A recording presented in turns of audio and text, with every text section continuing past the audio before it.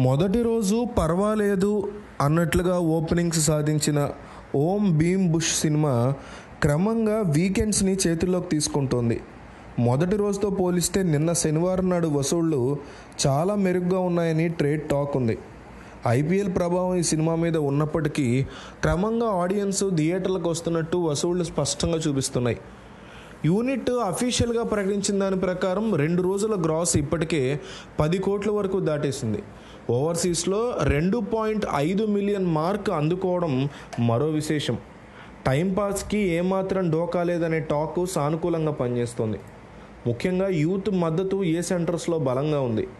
ఆదివారం, సోమవారం హోలీ రావడం, దాంతోపాటు జాతీయ సెలవు దినం కలిసి రావడం, దాంతో ఈ సినిమా బ్రేక్ ఈవెన్ కన్ఫర్మ్ అయినట్టే.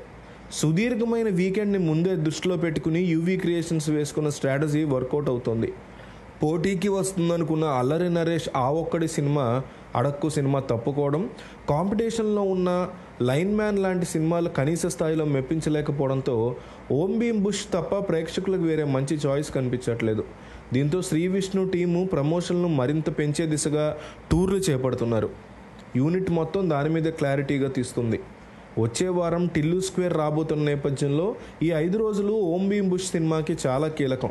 14 కోట్ల బ్రేక్ ఈవెన్ని హోలీ అయ్యేలోపు కన్ఫామ్గా సాధిస్తామని ఈ హర్రర్ కామెడీ ఎంటర్టైనర్లు స్ట్రాంగ్గా చెప్తున్నారు. థియేటర్లో ప్రేక్షకుల్ని కడుపుబ్బా నవ్వించాలని నిర్ణయించుకుని తీసిన చిత్రమే ఓం భీమ్ బుష్ అని, అది ఈ రోజున అద్భుతంగా నిరూపితమైనందుకు ఆనందంగా ఉందని శ్రీ విష్ణు అన్నారు.